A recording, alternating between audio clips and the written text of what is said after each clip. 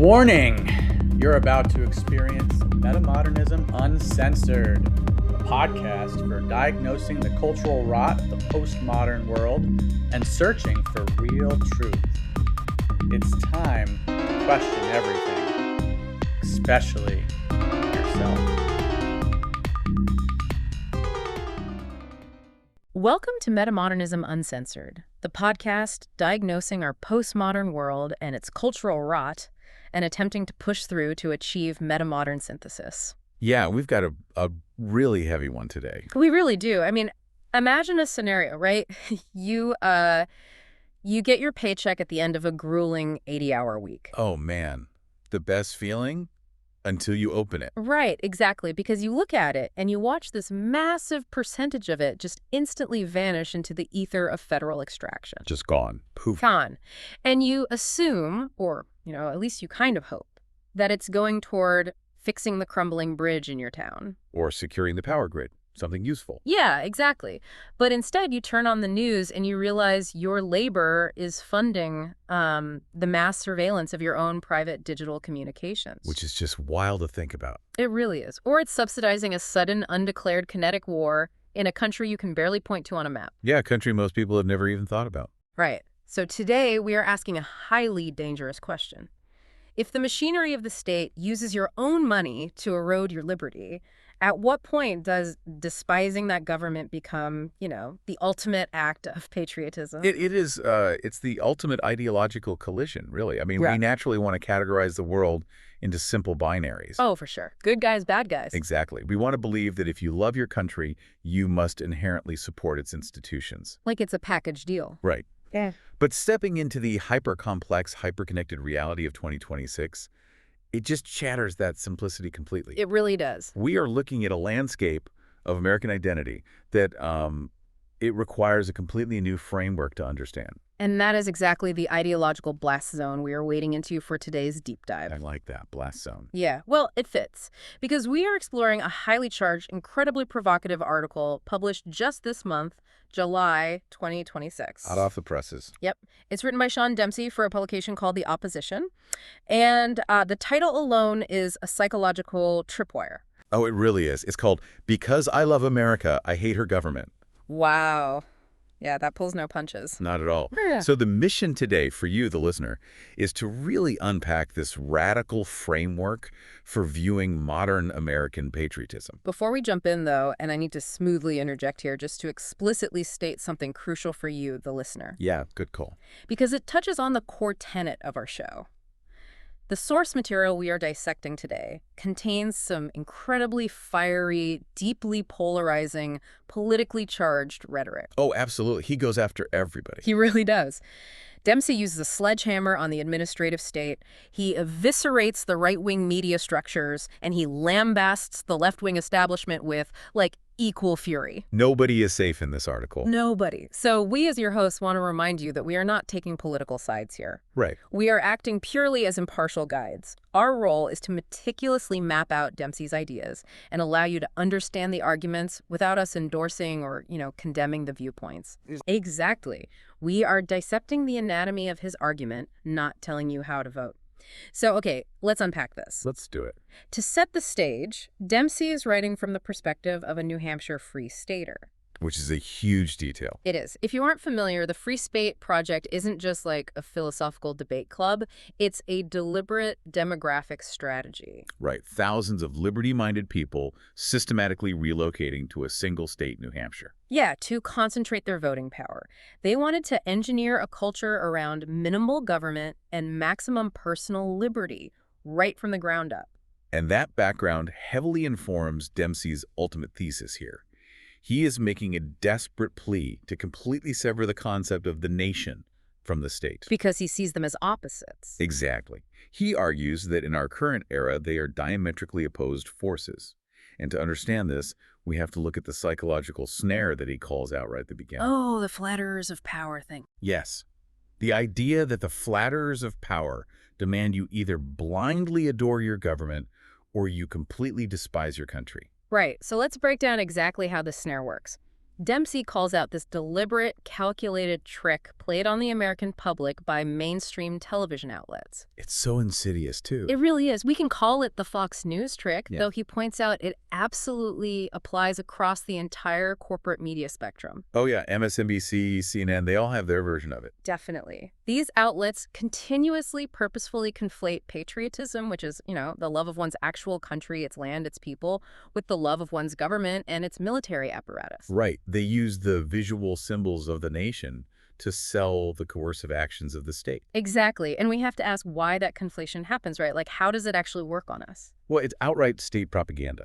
It relies on Pavlovian associative conditioning. Break that down for us. Okay, so when a network plays soaring music and shows a montage of amber waves of grain, small-town parades, maybe a waving flag. The classic Americana imagery. Exactly. They are triggering your deep-seated organic love for your home. Your brain releases oxytocin. You feel this connection and tribal loyalty. Right, you get that warm feeling. Yeah.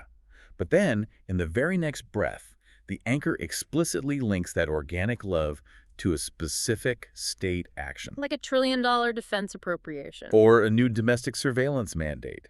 Over decades, the state's propaganda apparatus just wires the public to believe that questioning the bureaucracy is an attack on the amber waves of grain. It's crazy. Dempsey uses some incredibly vivid language to tear this apart. I'm going to read this excerpt because you really need to hear how he attacks this psychological conditioning. Well, please do. This part is great.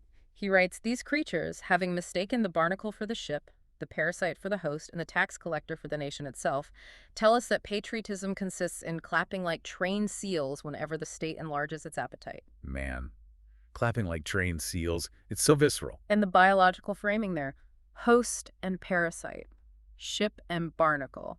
Right. The ship is the nation, the culture, the people, the spontaneous order of society.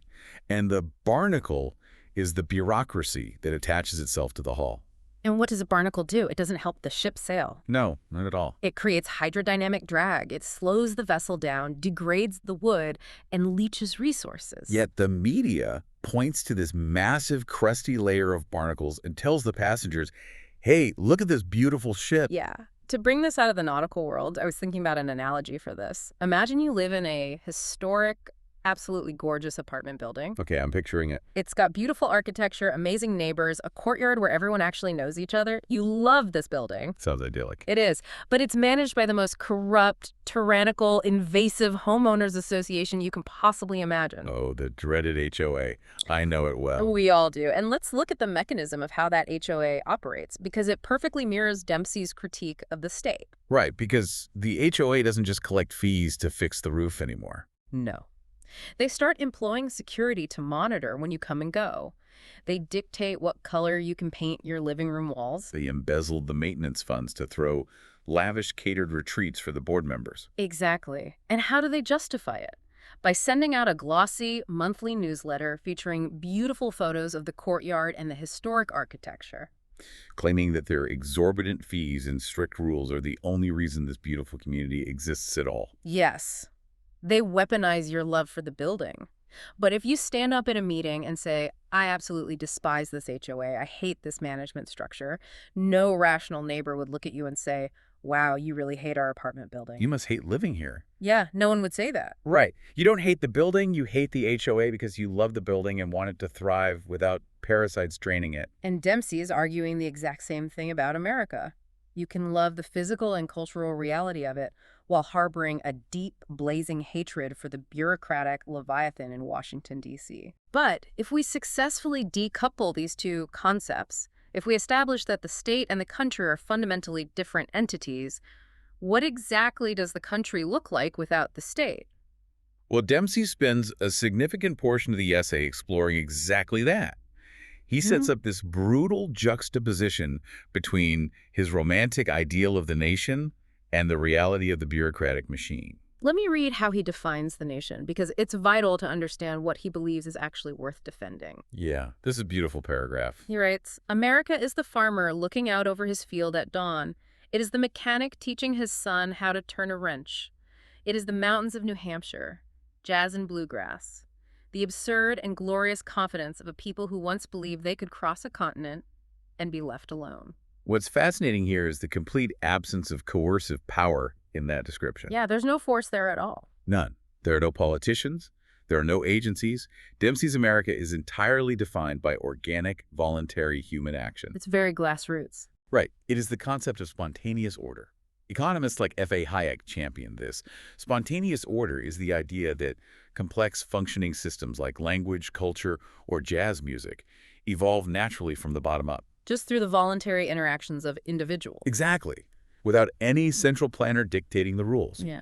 The mechanic doesn't need a 500-page federal directive to teach his son how to fix an engine. Okay, but let me push back on that a little bit. Sure. Because as beautiful as that imagery is it practical?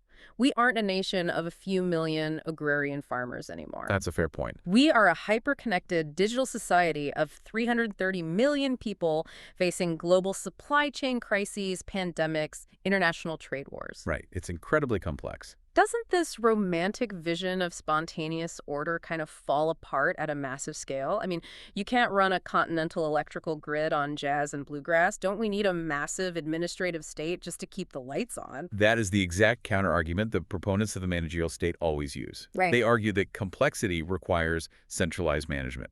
Because there are so many moving parts. Right. But Dempsey's philosophical framework rejects that premise entirely.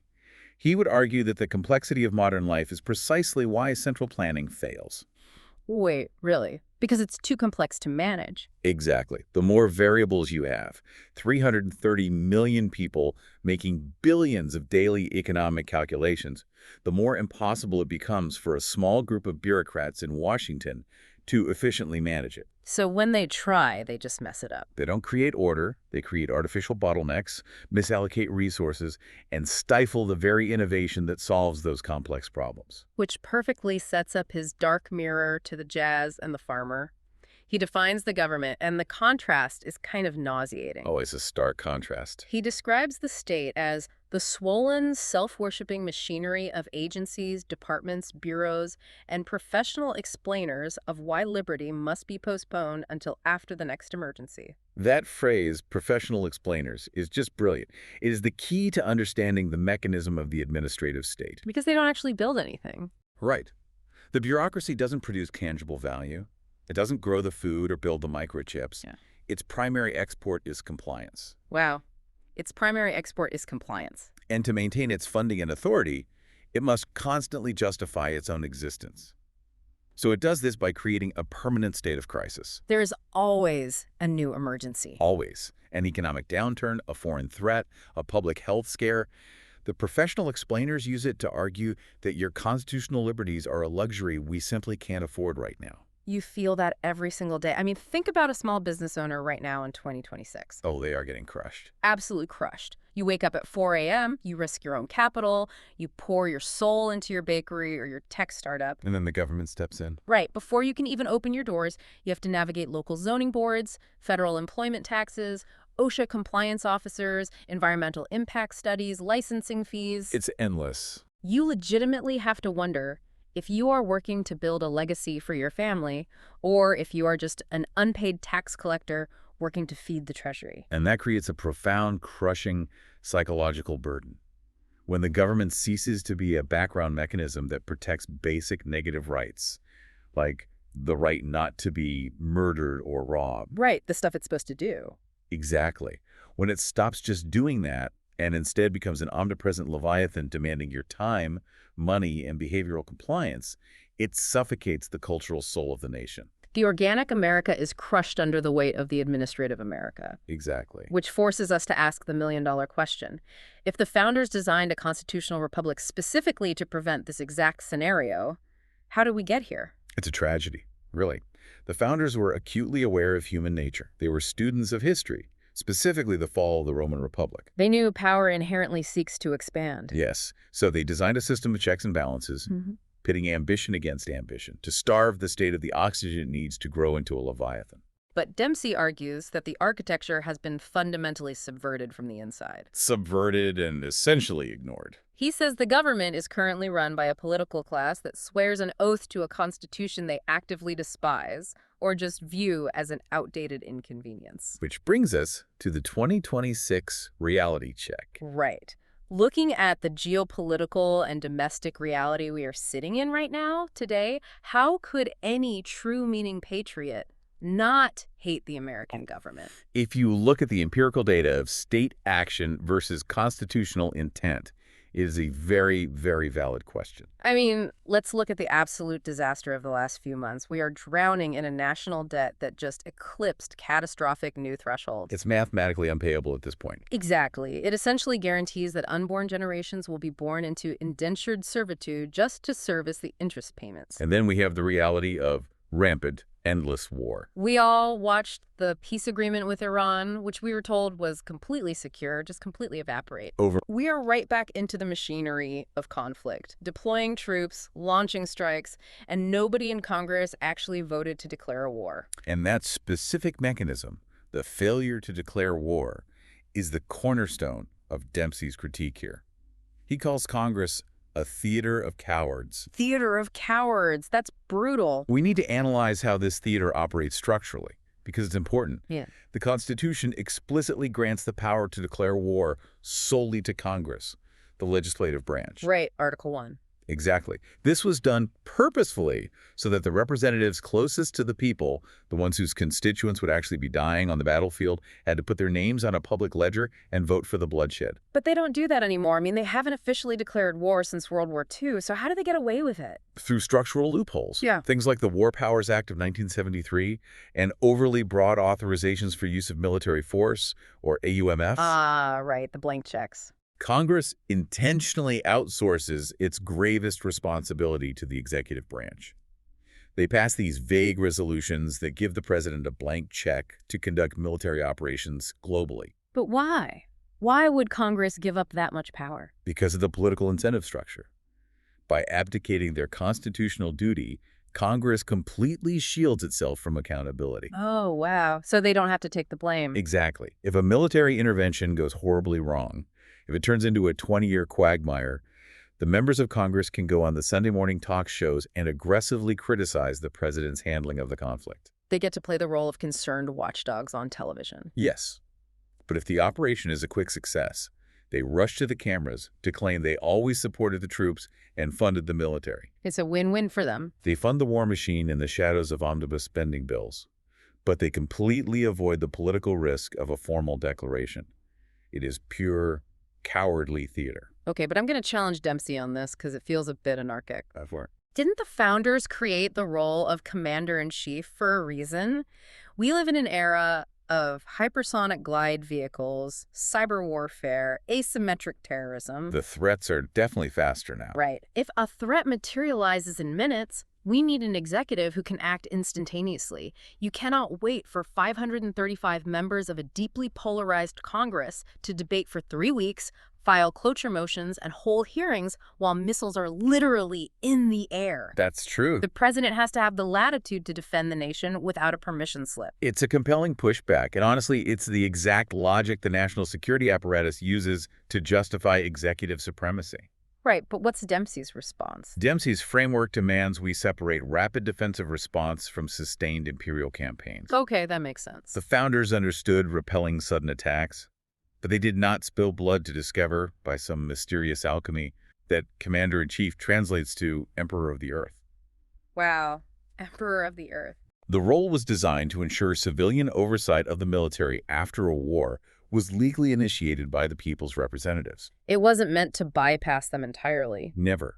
It was never intended to allow a single executive to treat the solemn question of human life and death and the deployment of the nation's youth to foreign deserts as a mere scheduling inconvenience. Scheduling inconvenience. When you frame it like that, it's horrifying because it turns war from a catastrophic last resort into just another ongoing administrative program. Precisely. And once war becomes an administrative program, it requires a permanent bureaucracy to manage it. And a permanent propaganda arm to justify it to the public. Exactly.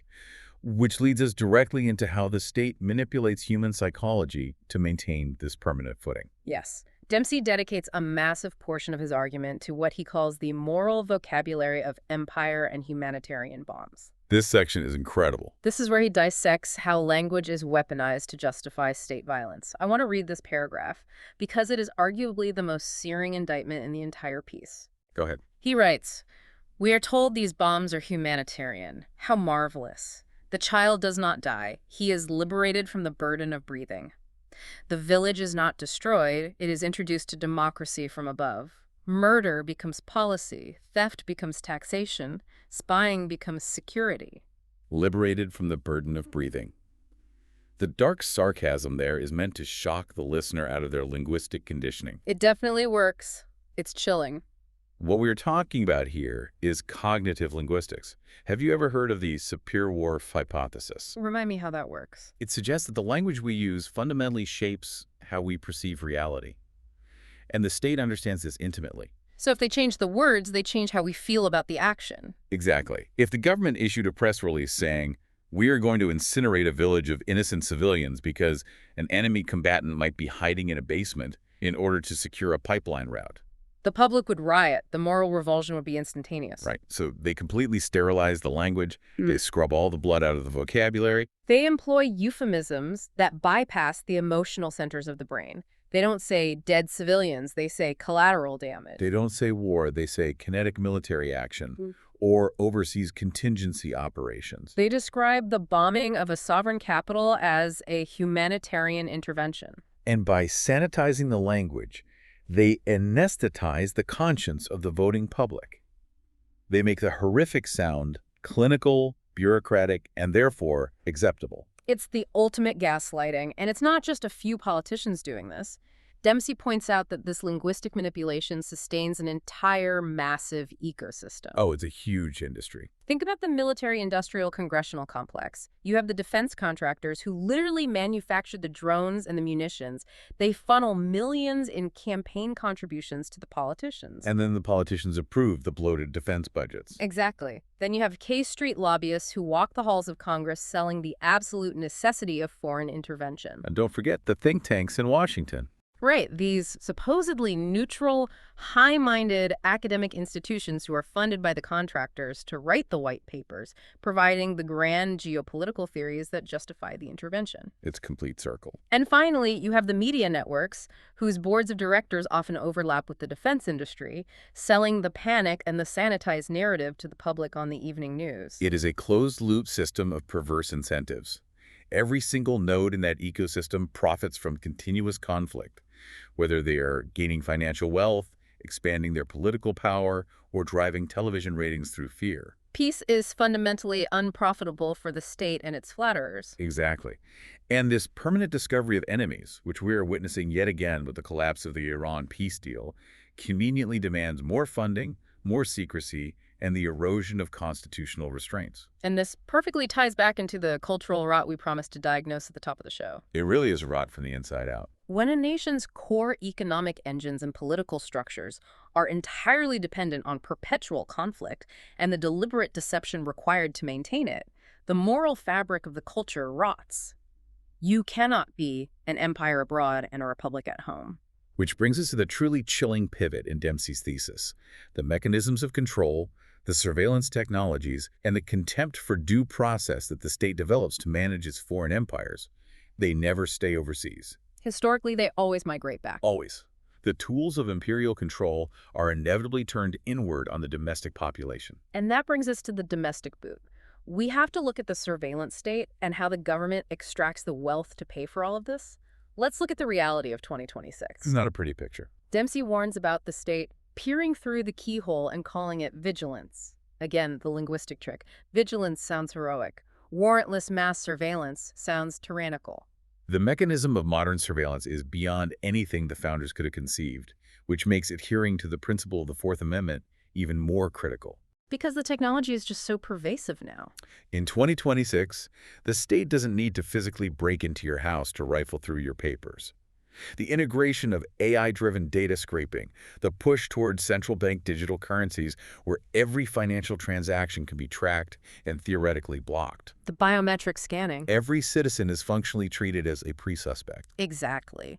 Every text message you send, every online search, every time you tap your phone to buy a coffee, it is scooped up into massive server farms in Utah. And analyzed by algorithms looking for patterns of dissent or non-compliance. You are presumed guilty until your data footprint proves your innocence.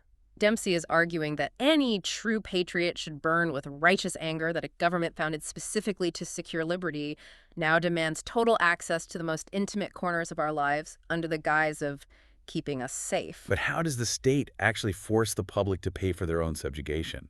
How do they pass the laws that fund this surveillance in these wars when the majority of the public, if polled on individual issues, actually opposes them? This is where Dempsey exposes the structural trickery of the legislative process. He targets what he calls the omnibus bills. Oh, his description of this is incredible. He calls these bills magnificent barges of corruption loaded in darkness and floated through Congress before any honest man can count the rats aboard. The imagery is perfect, but the mechanism is sinister. Let's explain how an omnibus bill works structurally, because it is the ultimate subversion of representative democracy. Break it down for us. In a functioning system, if a politician wants to fund a new domestic surveillance program, they would have to introduce a standalone bill. It would go through committee, face public debate, be subject to amendments, and then get a yes or no vote. And if it's unpopular, it dies. Exactly. But they don't do that. They use log rolling and bundling.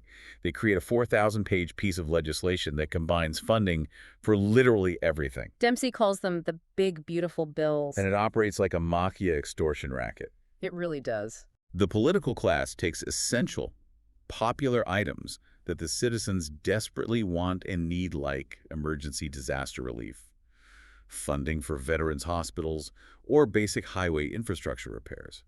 But they hold those essential items hostage. They bundle them together with billions of dollars in foreign military aid, expansions of domestic surveillance, corporate bailouts for their donors, and thousands of pages of bureaucratic regulations. So as a representative, you are trapped. Or as a citizen watching your representative, you are trapped. If you want the roads paved in your district, you are forced to purchase the foreign war and the surveillance state. You literally cannot vote for the bridge repair without also voting to fund, as Dempsey hilariously puts it, a new federal office dedicated to studying the emotional welfare of furniture. Which sounds like a joke, but when you read the actual pork barrel line items in these 2026 spending bills, it's not far off. The structural design of the omnibus bill guarantees that the state constantly expands its power, regardless of who is in office. Because no politician wants to be accused of voting against the veterans or shutting down the government. Okay, this brings up a huge philosophical hurdle, though. So what does this all mean when we talk about the domestic social safety net? Right, entitlements, welfare. Because Dempsey is a free stater, right? He goes incredibly hard against taxation and the extraction of wealth. A listener might hear all this and say, okay, I get hating the wars and the spying, but Dempsey just sounds like a selfish libertarian who hates the poor and doesn't want to pay his fair share to help society. That is the most common and, frankly, the most reflexive critique of the liberty movement. So how do we reconcile his intense anti-tax, anti-government stance with basic human compassion? Well, the critique assumes that if you oppose the government doing a thing, you oppose the thing being done at all. But we have to look at the mechanism of government charity versus organic charity. Dempsey anticipates this exact pushback, and his philosophical distinction is crucial. I want to read his rebuttal directly because it clarifies this perfectly. He writes, "We may hate brutal taxes not because we hate the poor, but because we love justice. Not because we despise charity, but because we know charity ceases to be charity when delivered by threat, extracted by force, and administered by men who take their salary before the widow sees a dime." Administered by men who take their salary before the widow sees a dime. That exposes the economic and moral friction of the administrative state perfectly. It's such a sharp way to put it. Dempsey is not arguing against compassion. He is condemning the bureaucratization of compassion. Let's break down the mechanics of taxation. Okay. At its core, taxation is not a voluntary subscription fee. It is a demand backed by the implicit threat of state violence. If you refuse to pay, men with guns will eventually come to put you in a cage. Right. So when the state uses force to confiscate your property to give to someone else, it completely strips the moral virtue out of the act. It's no longer charity. It's forced wealth redistribution. And beyond the moral argument, there is the mechanical inefficiency. When the government extracts wealth for social programs, that money has to filter through a labyrinth of federal agencies, state departments, and local administrators. The bureaucracy skims its exorbitant operational costs, pensions, and overhead off the top. The deadweight loss is staggering. By the time the funds actually reach the vulnerable person in need, a massive percentage has been consumed by the administrative parasites. And he argues that this system actually creates a dependency machine. It punishes thrift and hard work through taxation, it subsidizes recklessness, and then the politicians pat themselves on the back for being so compassionate with money they had to threaten you to get. So Dempsey is advocating for a return to organic, community-based charity. The kind of mutual aid that happens at the church suppers and the county fairs you mentioned earlier. If we weren't being bled dry by the state, we would have the resources to take care of our own communities voluntarily without the bureaucratic middleman. Which brings us to the profound psychological crossroads of this entire text.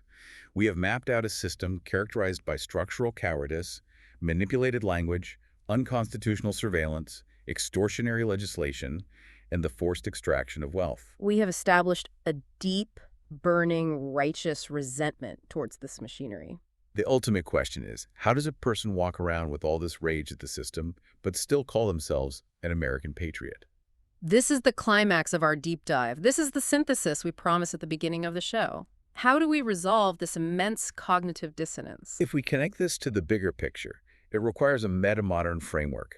If we look at the evolution of thought, modernism believed deeply in these grand institutions, the idea that the state could engineer a perfect society. And then postmodernism came along. Right. Postmodernism came along and cynically deconstructed everything, telling us that all institutions are corrupt, truth is relative, and patriotism is just a toxic illusion. So how do we push past that? We are trying to push through that nihilism. Metamodernism is about holding two seemingly contradictory, fiercely competing thoughts side by side in your mind, and realizing that their tension creates a higher truth. The metamodern truth is this. Patriotism is the profound love of one's country. Indeed, the absolute unrelenting hatred of the American government. Yes, because if you truly love what the founders intended, if you love the concepts of liberty, the right to the fruits of your own labor, the right to privacy, the right to live without a massive standing army policing the globe, you must recognize that the current government is the primary adversary of those ideals. The government has become anathema to the righteous things that define the nation. Therefore, hating the government is not treason. It is a strict, moral, patriotic duty. Let me read the emotional peak of Dempsey's manifesto. This is where he brings the hammer down on the synthesis. This part gives me chills. He writes, "I declare this with all my soul. To love America is to wish her free again. Let us brutally hate, without tear or apology, the vile, blood-soaked government that has betrayed her. Patriots love America and hate her government because they still remember what patriotism actually means." To love America is to wish her free again. It is the profound, liberating realization that the state is not the soul of the nation. The state is the steel boot upon the nation's neck. True patriotism is the desire to remove the boot so the host can breathe. I want to speak directly to you, the listener, right now. Living in this 2026 reality is psychologically exhausting. If you are sitting in traffic commuting to a job that gets taxed to oblivion, Or you're sitting at your desk looking at the headlines about the renewed war in Iran. or you feel the constant, invisible weight of the surveillance state tracking your every move, you probably feel overwhelmed. You might feel cynical. But Dempsey's radical framework actually offers a strange, powerful kind of hope. It resolves the cognitive dissonance that drives people to despair. Exactly. You don't have to lie to yourself anymore. You don't have to pretend the government is noble in order to love your home.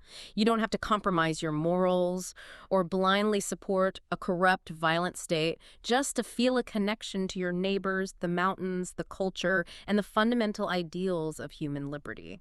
You can fiercely love the America that could be, the organic America of free citizens, precisely by directing all of your righteous anger at the managed bureaucratic system that is keeping her in chains. It is the ultimate clarity. You can love the soldier, but harbor a deep hatred for the war machine that exploits them. You can revere the Constitution, but entirely condemn the political class that tramples on it daily. You can love the Republic and despise the empire. That is the metamodern synthesis in action. It is incredibly clarifying. Let's take a breath and briefly retrace the journey we've been on today, because we've covered immense ground. We started by tearing down the Fox News trick, the psychological manipulation that forces you to conflate the beauty of the nation with the coercive power of the state.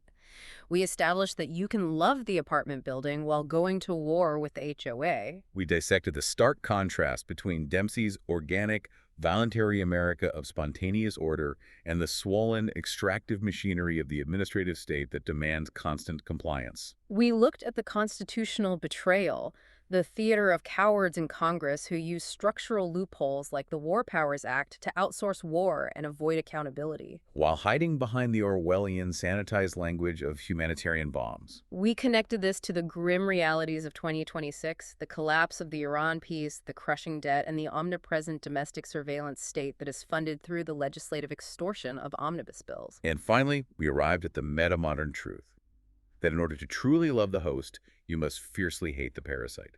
To love America is to wish her free from her government. But as we close, we must leave you with a final, highly provocative thought to explore on your own, a question of application. Dempsey argues passionately that to love America is to wish her free again from this sprawling bureaucracy.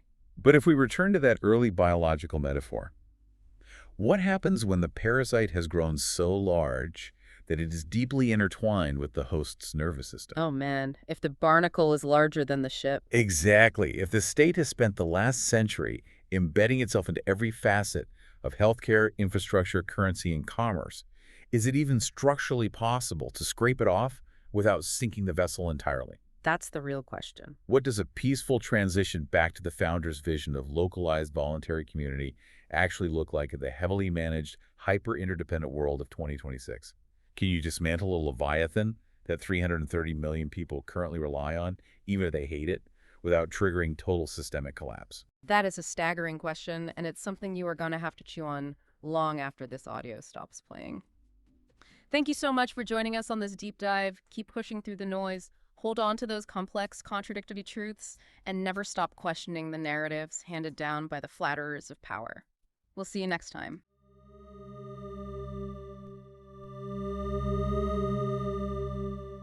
Well, that was today's episode of Metamodernism Uncensored. Thank you for joining, and we'll see you again next time.